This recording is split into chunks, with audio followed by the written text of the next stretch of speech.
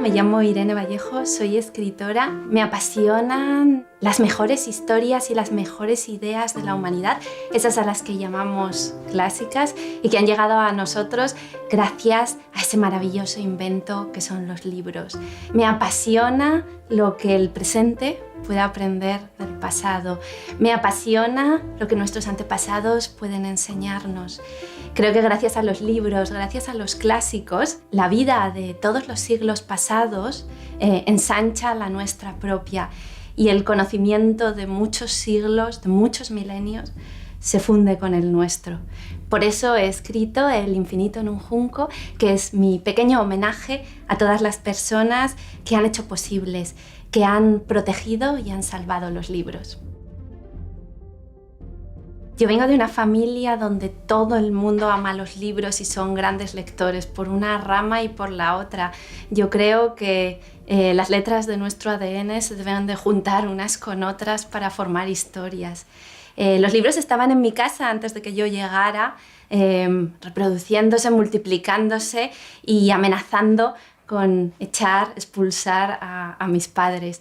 Y tuve la inmensa suerte de que desde que era una niña me llevaban a las bibliotecas, a las librerías, y yo era muy feliz en esos lugares, ¿no? En esos reinos de papeles amontonados, donde yo escalaba por las pilas de libros, donde los libreros estaban como centinelas, ¿no? Contemplando ese amor por los libros que nos llevaba a todos nosotros allí. Yo escuchaba las conversaciones de mis padres con los libreros y hasta tal punto me gustaban que creía que hablar, que tener conversaciones era uno de los grandes objetivos de la vida adulta. Y la verdad es que los recuerdo como momentos muy felices, pero el momento más especial todos los días era cuando me contaban cuentos antes de dormir. Y se me ha quedado especialmente grabado un día, una noche, en la que mi padre empezó a contarme la historia de un tal Ulises, un navegante, que se lanzó a las aguas para buscar el camino de regreso a su casa, a su hogar, con su mujer Penélope, con su hijo Telémaco. Y esa historia me deslumbró hasta tal punto que me volví una mitómana empedernida. Y entonces me parecía que el mar Mediterráneo, donde sucedían todas esas historias, tenía que ser un lugar ficticio, imaginario, como el país de nunca jamás. Y cuando me enteré de que realmente existía y además que estaba aquí cerca, es como si me hubieran dicho que había un autobús que me llevaba directa al país de las maravillas. Y yo inmediatamente quise que me llevaran a conocer a las sirenas, ¿no? Que no existen, o quizás sí, porque cuentan los marinos que en las noches de tormenta el viento silba en los acantilados y esa es quizá la estrofa del peligro de la que nos hablaba Homero. Y yo me enamoré de Homero. De hecho, estudié filología clásica porque quería leer a Homero en su propia lengua. Y creo que todo lo que nos ha enseñado el Mediterráneo, todo lo que surgió en las orillas del Mediterráneo tiene ahora absoluta vigencia, ¿no? Ese deseo de explorar el mundo, de conocer, ¿no? Allí nació la filosofía de la mano de la ciencia y yo creo que ese es el camino porque cuando la ciencia y las humanidades caminan de la mano, caminan juntas, es cuando construimos lo mejor de lo que somos capaces. Y eso es algo que sigue vivo, sigue siendo igual de necesario ahora como en los tiempos de Homero. ¿Qué les debemos a los libros? Pues los libros han sido nuestro mayor hallazgo en la lucha contra el olvido y contra la destrucción, porque todo acabaría convirtiéndose en nada si no construyéramos diques, murallas para contener al olvido. Y es maravilloso pensar cómo los diques, las murallas que hemos construido están hechas de materiales tan frágiles como árboles, como juncos, como cortezas, como piel, como seda, como harapos, como la luz en nuestros ordenadores y en nuestras tabletas de hoy. Y es maravilloso que esas frágiles murallas hayan sido capaces de contener la destrucción. Y gracias a los libros, nuestras mejores ideas han viajado a lo largo del tiempo.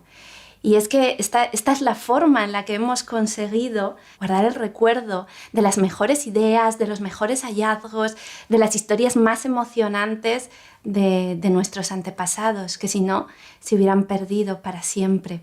Y me parece fantástico pensar que somos la única especie animal que es capaz de escuchar las voces del pasado precisamente gracias a los libros.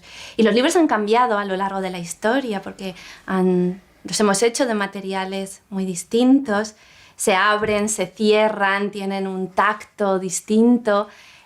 Según los momentos de la historia, han tenido diferentes amenazas que han puesto en peligro su subsistencia, han crujido, han sonado, han tenido un tacto diferente, pero lo que es indudable es que han sido uno de nuestros mejores inventos. Todo habría desaparecido, cada generación habría tenido que empezar de nuevo si no hubiera sido por estos vehículos que nos han permitido mantenernos siempre en contacto con lo que pensaban, con lo que soñaban, con lo que sentían personas en otros lugares del mundo y en otras épocas de la historia. Y esta comunicación nos ha hecho vivir una vida infinitamente más rica. Hay que tener en cuenta que lo más fácil hubiera sido que todo nuestro conocimiento hubiera desaparecido en épocas de guerras, de saqueos, de epidemias, en el hundimiento de los imperios. Es algo tan frágil la palabra, el pensamiento, si nos paramos a pensarlo. Pero gracias a los libros, esa pérdida, esa extinción no ha sucedido. Y siempre, incluso en las épocas más duras, ha habido personas, suficiente número de gente que ha sido capaz de salvar los libros, de preservarlos, de esconderlos, de copiarlos, de multiplicarlos, sobre todo en los tiempos en los que eran libros manuscritos antes de la imprenta, y cada uno era muy frágil y muy difícil, muy duro de reproducir palabra por palabra, línea por línea. Y a mí me asombra que en todas las épocas haya habido suficiente número de gente embarcada en esta aventura de salvar nuestras mejores palabras, nuestras mejores ideas, nuestras emociones y nuestro conocimiento, y así conservar este legado para el futuro. Esto es, al final, tener en cuenta los derechos del porvenir. Creo que es muy importante insistir en que salvamos los libros porque los libros nos salvan a nosotros. Y en todas las épocas hay testimonios de gente que en momentos especialmente difíciles de su vida han encontrado refugio en la lectura. Desde gente que tenía que afrontar un periodo de duelo, una situación de reconstrucción personal, un momento particularmente duro de su vida o de su biografía. Y esas historias también han quedado en los libros, ¿no? Han quedado constancia en los libros de todas esas personas que empezaron a amar la literatura gracias a la ayuda, al apoyo, al salvavidas que significó la lectura para ellos en algún momento. Pero es que incluso en las grandes catástrofes, en las grandes crisis colectivas, como por ejemplo los campos de concentración nazis, el Gulag, hay testimonios de personas que hicieron lo posible por esconder libros, corriendo un inmenso peligro, que los cambiaron por comida o por cigarrillos, porque preferían la lectura al alimento, porque sentían que les salvaba la vida. O si no tenían libros, personas que fueron capaces de fabricarlos con los materiales más rudimentarios para tener algo parecido a la lectura, ¿no? A la posesión de los libros a los que estaban acostumbrados antes de entrar en el campo. Y a mí me parece que si en esos momentos en los que ya solo importa la supervivencia, todavía hay personas que se esfuerzan por tener libros junto a ellos, por recordar lo que han leído, por poseerlos o por fabricarlos o por pensarlos o por soñarlos, es porque los libros son muy importantes, porque los libros forman parte de la salud del mundo. Y bueno, yo también tengo mi pequeña historia un recuerdo de un momento terrible en el que los libros me ayudaron a salir adelante. Cuando yo estaba en el colegio, sufrí esa experiencia, el acoso, y la recuerdo con absoluta claridad. Primero porque faltaba la palabra, entonces no lo llamábamos acoso, ni siquiera teníamos un término que explicase claramente en qué consistía esa situación o que diera, ¿no?, la medida de su gravedad.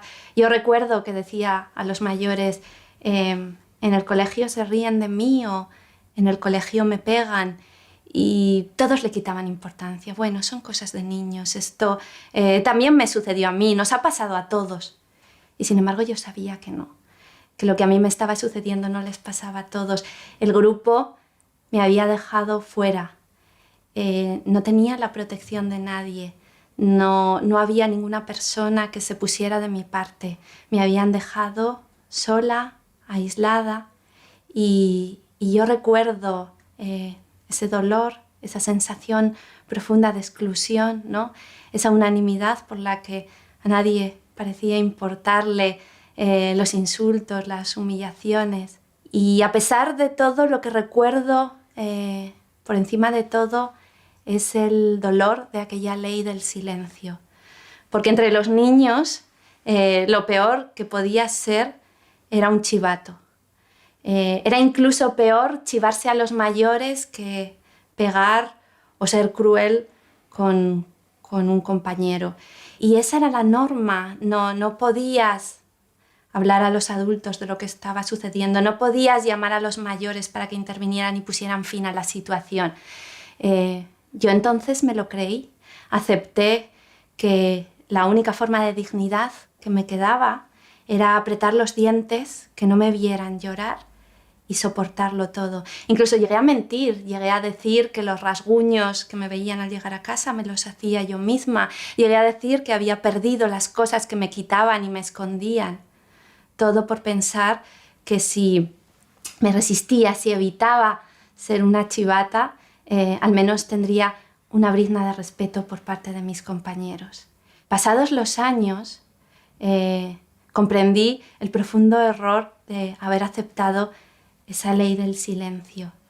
Y yo creo que haber sido escritora ha sido precisamente una tardía rebelión contra ese silencio, porque si he aprendido algo es que aquello que nos dicen que no debemos contar es precisamente lo que hace falta decir. Y buscando entre mis papeles de aquellos años, he encontrado un relato que escribí, un relato en el que estaba buscando las palabras con las que contar lo que me pasaba, intentar explicármelo a mí misma y a los demás y curar las heridas. Es una historia en la que yo me imagino a mí misma como un explorador que llega a una isla desconocida y allí se encuentra con unos salvajes, ¿no?, que la obligan a comerse unos alimentos repugnantes y asquerosos, y era la forma en la que yo estaba fabulando sobre lo que me sucedía en aquel momento, ¿no?, cómo llegaban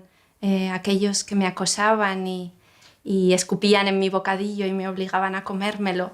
Y mediante esa historia, mediante esa trama, ¿no?, en la que yo convertía en relato, convertía en aventura, convertía en ficción y desafío lo que me estaba sucediendo, encontraba los medios para fortalecerme y soportar la realidad.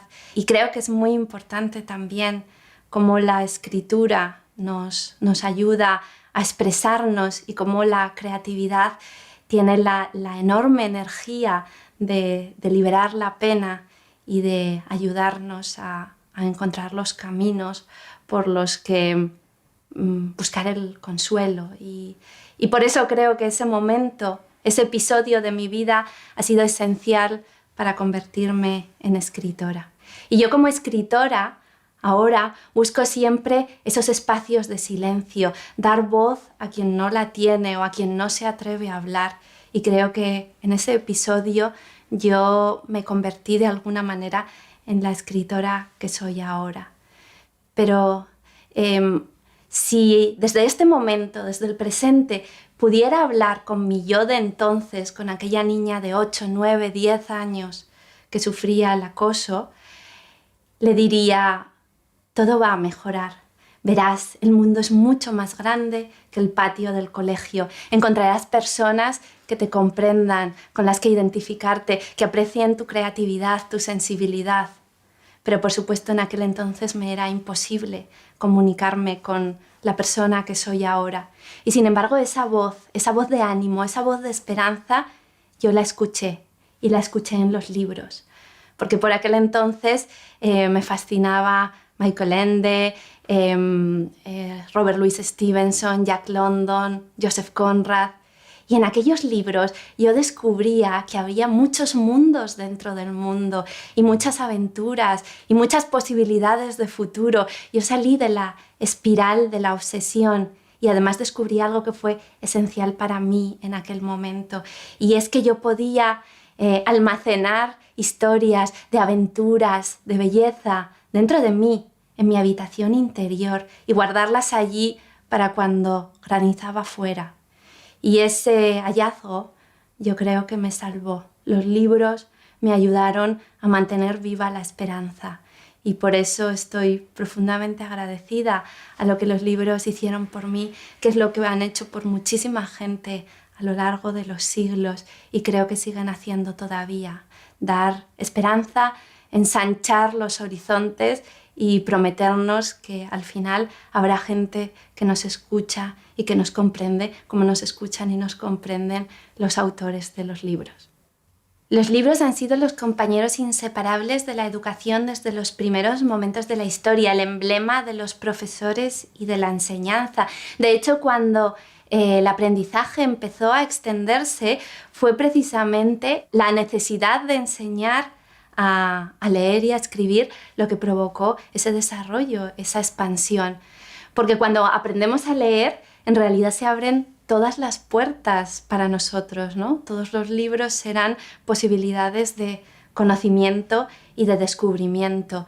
Y yo creo que a lo largo de la historia hay una simbiosis permanente entre la educación y los libros. Por otro lado, los libros que se utilizan en las clases, en las aulas, en la educación, son los que tienen más posibilidades de sobrevivir a lo largo del tiempo, ¿no? Y pasan a formar parte de la memoria sentimental de los alumnos cuando sean adultos. Y de hecho, los cuadernos que escriben los niños en el colegio son sus primeros libros, los primeros libros que ellos crean y escriben.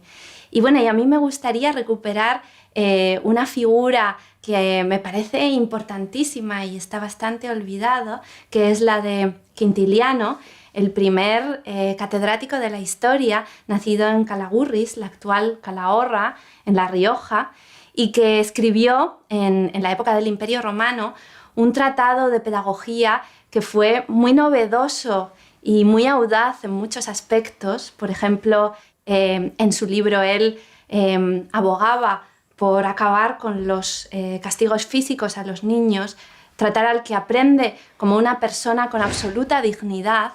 Él pretendía que todos los estudiantes aprendieran a través del entusiasmo y del amor. Y creo que esas son intuiciones que todavía hoy tienen absoluta vigencia. Bueno, pues Quintiliano proponía en su libro que cuando los niños aprendieran a escribir y a leer, hicieran las letras en forma de pasteles o de bollos o de bizcochos para que luego se las comieran y las letras formaran parte de ellos, ¿no? Entraran en su cuerpo.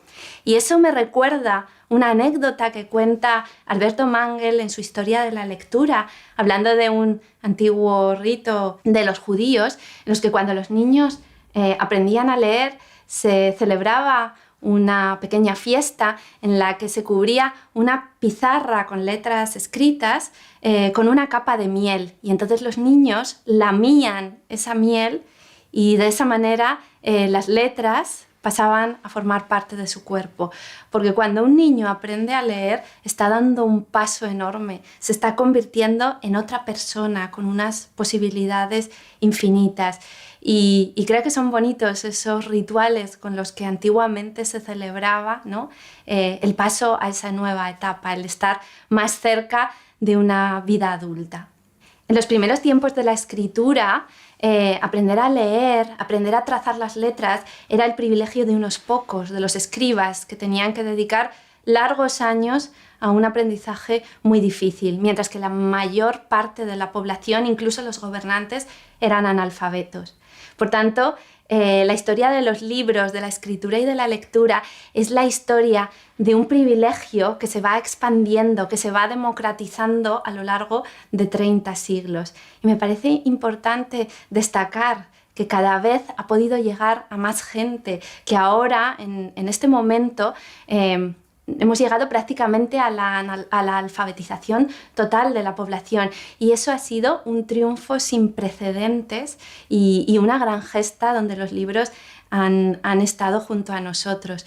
Y bueno, yo quería destacar, por ejemplo, el caso de los grafitis, ¿no? Que se puede ver como un síntoma de esa apropiación, ¿no? Porque ha sido la primera vez en la historia que un grupo marginal ha convertido en arte el trazado de las letras, la caligrafía, ¿no? Y eso significa que lo han utilizado como una forma de expresarse, de explorar su propia identidad y de hacer arte.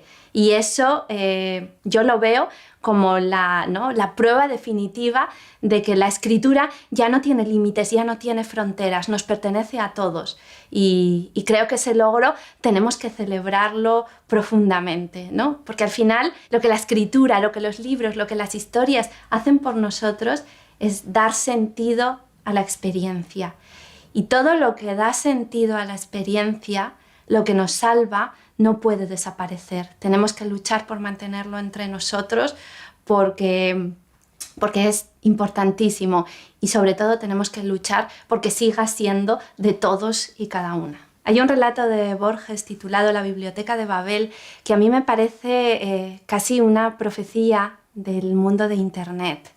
Él habla de un universo que está construido por salas hexagonales y por escaleras en espiral donde se contienen todos los libros del mundo. Es más, todas las combinaciones posibles, existentes, de las letras de todos los alfabetos. Y es un mundo fantasmal, inquietante, ¿no? Habitado por unos personajes bibliotecarios, paseantes, que rodeados por esa catarata infinita, esa luz de libros, buscan algún libro que puedan al menos comprender o entender, que esté escrito en su idioma, que puedan descifrar, y no lo encuentran. Porque esa es la gran paradoja de la biblioteca de Babel, que la gente que la puebla no lee apenas, ¿no? Son como seres perdidos en un universo desbordado por las letras, por la escritura, por la información. Y bueno, yo creo que tiene algo, ¿no?, de intuición de lo que ha sido la magnitud enorme, el laberinto de Internet, donde todavía hoy corremos el riesgo de perdernos y seguimos necesitando guías, necesitamos maestros, necesitamos escritores, seguimos necesitando los libros que nos explican cuáles son las rutas y los caminos, ¿no?, para abrirnos paso en medio de esa enorme acumulación de información y datos que a veces puede resultar asfixiante. Y bueno, yo quiero imaginarme que en realidad Internet es como una emanación, ¿no?, etérea de lo que fue la Biblioteca de Alejandría en el Antiguo Egipto, aquel proyecto de reunir todo el saber existente, todos los conocimientos, todos los relatos en un solo lugar, pues ha tenido ahora su continuación en Internet. Y yo me puedo imaginar que la emoción con la que un griego desembarcaría en el puerto de Alejandría y se internaría en la biblioteca y de repente sentiría que algo milagroso estaba pasando porque estaba en el lugar donde había más conocimiento junto, más posibilidades de saber. Y eso se parece a lo que yo experimenté la primera vez que navegué por Internet. Y esa comparación no es tampoco casual, porque de hecho Berners-Lee, que fue el científico que diseñó los conceptos esenciales en los que se basó Internet, lo hizo tomando como modelo los espacios, ¿no? Ágiles y diáfanos que son las bibliotecas, donde la información circula de una manera fluida, ¿no? E incluso pues, los localizadores de las páginas están basados en las signaturas de los libros.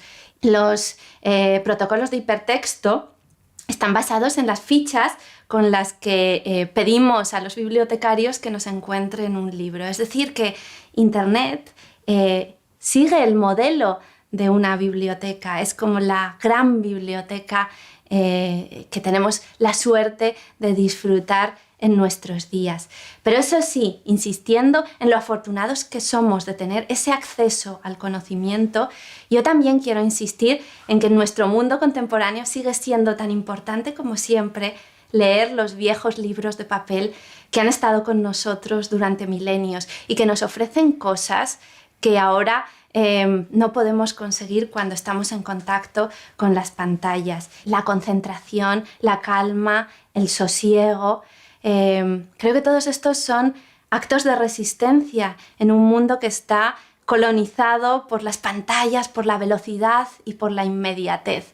Y creo que la lectura de los libros, la lectura en los libros, nos ofrece esa posibilidad de reflexionar, de centrarnos, de quedarnos al margen de las notificaciones que nos llegan, de la publicidad, de todas las distracciones, ¿no?, con las que nos bombardean muchas veces en nuestros dispositivos electrónicos. Y por eso insisto en que en el mundo que vivimos tenemos la suerte de contar con las tecnologías, pero seguir teniendo a nuestro lado los viejos libros, y en cada uno de ellos encontramos un refugio distinto y unas posibilidades diferentes. Creo que no debemos pensar que compiten, sino que amplían nuestro horizonte, nuestras posibilidades de conocimiento, y que en los libros, en los viejos libros de papel, seguiremos encontrando ese sosiego, esa atención que ahora es uno de los objetos más deseados, una de las mercancías más codiciadas por las que se está librando una verdadera batalla, y donde el pensamiento, la lentitud, la reflexión todavía tienen un refugio imperecedero. Mientras escribía El infinito en un junco, uno de los aspectos de la investigación que más me ha sorprendido y que más apasionante ha resultado ha sido la búsqueda, ¿no?, de los restos, de las huellas de las mujeres en la historia de los libros y de la lectura. Yo sabía que iba a encontrar un paisaje de ausencias. Las mujeres lo han tenido siempre mucho más difícil sobre todo para dedicarse profesionalmente a la literatura, porque no podían ocupar el espacio público, no podían tener una profesión en el exterior de sus hogares, ¿no? Y eso las limitó. Pero para mí ha sido una sorpresa descubrir que, a pesar de todos esos obstáculos, de esas imposibilidades, ¿no?, de la obligación de quedarse dentro de las paredes de su casa y no poder salir al mundo a tener las experiencias que plasmar en los relatos, en los libros, sin embargo ellas han estado muy presentes, mucho más de lo que creemos. Ocurre que muchas veces la posteridad esa vara en el reconocimiento a lo que han hecho las mujeres. Y sucede también que, como ha sucedido en los hogares, pues muchas veces no ha dejado huella, o solo ha dejado huella en los familiares, en las personas que las han escuchado y que las han conocido. Pero me parece muy importante insistir en que incluso mujeres analfabetas han sido a lo largo de la historia grandes narradoras, han sido las que conservaban las memorias familiares, las historias del pasado, de los abuelos, de los bisabuelos, de todos esos relatos que componen la vida de una familia. Creo que las mujeres han sido un eslabón importantísimo en la educación y en la transmisión de conocimientos. Y además, bueno, mi intuición durante el ensayo fue que quizá las primeras narradoras de historias, las más antiguas, fueran las mujeres mientras cosían, porque me llama la atención que haya tantos términos en común entre los textos y los textiles, ¿no? Que hablemos constantemente del nudo de una historia, del desenlace de la narración, del hilo del relato, de bordar un discurso, de urdir una trama. Y así son infinitos los términos en los que relacionamos coser y narrar. Y bueno, mi impresión, mi teoría, mi hipótesis es que las mujeres fueron las narradoras por antonomasia en los primeros momentos de la oralidad, y al mismo tiempo que cosían se contaban cuentos, se contaban sus emociones, se contaban sus historias, y por eso utilizaban las metáforas de la costura, del telar, de lo que tenían entre sus manos en ese momento, porque esas son tareas específicamente femeninas. Así que hay allí toda una historia borrada y que es muy difícil de rastrear sobre la aportación intelectual de las mujeres como maestras, como narradoras, como enseñantes de sus propios hijos. De hecho, en el mundo romano, pues los hombres preferían que las mujeres se educasen porque eran conscientes de que ellas iban a enseñar a hablar a los niños durante los primeros años de su vida, y como querían que los niños de su familia fueran los futuros líderes políticos, los oradores, los abogados, tenían interés en que aprendieran a hablar gracias a mujeres que estuvieran formadas y que tuvieran conocimientos y que hubieran leído. Pero no interesaba la educación de las mujeres por sí mismas, sino solo como una herramienta instrumental para enseñar a otros.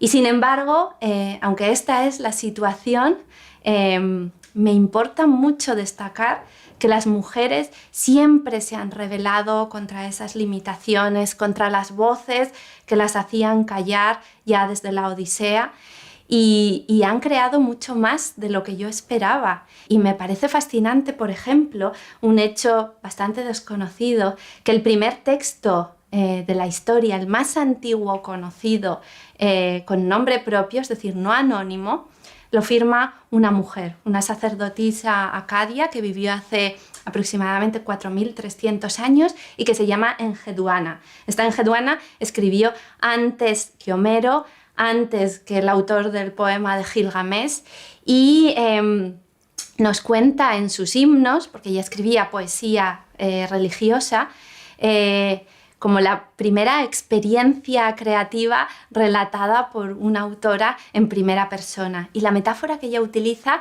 tiene mucho que ver con la experiencia de las mujeres, porque ella dice que cuando escribe recibe la visita de la diosa Inanna, que se apodera de ella, que entra en su cuerpo, y que después de esa posesión ella da a luz las palabras. Es el parto del poema. Y esa imagen de crear como una forma de procrear, es profundamente femenina y es muy emocionante.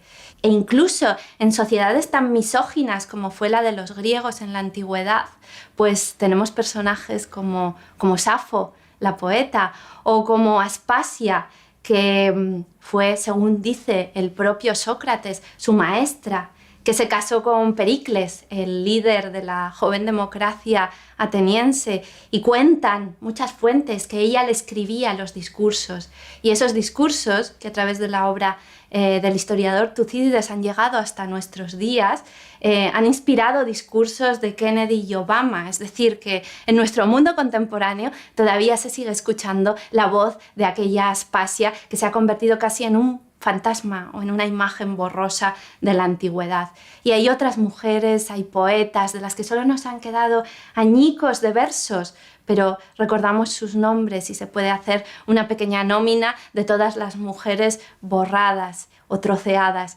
Y me gusta insistir en que hubo mujeres filósofas en la academia, en las escuelas helenísticas, mujeres que se dedicaron a pensar, mujeres que contaron su historia, sus emociones, sus sentimientos, que indagaron, que buscaron, que investigaron y que hicieron todo lo posible por dejar huellas. Y creo que rescatar toda esa herencia es muy importante también por las niñas que hoy están estudiando, que hoy están aprendiendo y que serán las creadoras de mañana, que sepan que hay detrás toda una historia, que hay unas predecesoras y que el papel de las mujeres como intelectuales, aunque haya sido silenciado y haya quedado en la sombra, es importantísimo y ahora estamos intentando rescatarlo para que nunca más vuelva a caer en el olvido. En nuestros tiempos tecnológicos y modernos, muchas veces corremos el riesgo de mirar con superioridad al pasado y no ser consciente de que todo ese bagaje de ideas, de conocimientos, de sensaciones, de emociones, de investigaciones, están en la base de todo lo que somos y de todo lo que hemos llegado a ser. Y por eso creo que es importantísimo reconocer el papel nutritivo, ¿no? La función inspiradora que tienen los pensamientos y las ideas del pasado para nosotros, para interpretar el mundo de hoy, para tener una experiencia más nítida y más luminosa de lo que estamos viviendo y también para preguntarnos por el mundo que queremos construir para mañana. Y allí estarán siempre a nuestro lado las voces del pasado, los clásicos. Y es curioso cómo algunos clásicos que parecían olvidados emergen de pronto como guías para el mundo contemporáneo. Un ejemplo especialmente llamativo es el de Baltasar Gracián, que en los años 90 se convirtió en un libro de cabecera con su arte de la prudencia para la gente que se dedica a los negocios. Los clásicos siempre están emergiendo de nuevo, nunca han terminado de decir lo que tienen que decir. Es la cita de Italo Calvino en su famosísimo libro ¿Por qué leer a los clásicos? Y yo creo que precisamente en los momentos de crisis, de dificultades, cuando tenemos que reinventarnos el futuro, cuando tenemos que pensar y reflexionar a fondo cómo vamos a seguir viviendo a partir de ahora, todas esas voces de los libros, todos esos pensamientos, todos esos experimentos y esas vivencias son nuestro faro y nuestra guía y nos pueden ayudar a tomar mejores decisiones y a que el porvenir se parezca más a lo que queremos vivir. Tendemos a pensar que todo lo vivimos nosotros por primera vez, que todo lo estrenamos cuando tenemos un hijo, cuando nos enamoramos. Nos llena de tal manera, lo estrenamos por primera vez en nuestras vidas y sentimos como si fuera la primera vez que sucede. Olvidamos que la humanidad lleva milenios y siglos viviendo y experimentando esas mismas emociones. Y precisamente con la pandemia, ¿no? Creo que hemos olvidado que las enfermedades, los contagios han formado parte de la experiencia de la humanidad durante muchos siglos y hemos olvidado quizá la lección más importante, que somos frágiles. Y esa fragilidad no deberíamos entenderla como una fuente de inseguridad, sino precisamente como una llamada a colaborar. Lo que ha hecho que nuestra especie sea la que ha conseguido tan grandes logros no es la fortaleza, la rapidez, no es los rasgos físicos en los que muchos animales son superiores a nosotros, no. La clave ha sido que hemos sido capaces de unirnos y de estar unos junto a otros, ponernos de acuerdo en los objetivos que queremos conseguir y ayudarnos y trabajar codo con codo. Creo que eso es lo que hace grande a la humanidad y creo que los libros nos han ayudado precisamente a definir cuáles son esos caminos, cuáles son esas rutas hacia el porvenir. Porque sí, somos frágiles, frágiles nosotros, frágiles nuestras ideas, frágiles nuestros pensamientos, frágiles nuestras historias. Y es maravilloso, roza lo milagroso que hayamos sido capaces de salvar toda esa belleza milenaria, todas esas ideas y que las sigamos teniendo con nosotros. Y ese salvamento no es algo que haya sucedido azarosamente, es el resultado de mucha gente que se ha comprometido, que ha protegido los libros, que no ha soportado la idea de un futuro en el que esas palabras, esos versos, esos sentimientos o esas emociones faltasen o quedasen borradas. Y toda esa gente que han sido en su mayoría anónimos, desde los esclavos, los copistas, los inventores, los libreros, los bibliotecarios, los viajeros, los monjes y las monjas, hasta nosotros, hasta hoy, donde la aventura continúa y todavía los maestros en los colegios, en los institutos, los profesores en las universidades, los editores, la gente que se reúne una tarde a hablar sobre un libro en un club de lectura, alguien que regala un libro a un niño o se lo cuenta antes de dormir y lo inicia en la maravilla de la lectura. Todas esas personas que no se conocen forman parte de una gran cadena que está salvando todo lo más valioso de nuestro pasado y lo está llevando hacia un futuro que cada vez será mejor gracias a toda esa acumulación de ideas, de conocimiento, gracias a que cada vez estaremos más preparados y gracias a que cada vez estaremos más unidos, porque también los libros hacen caer las fronteras.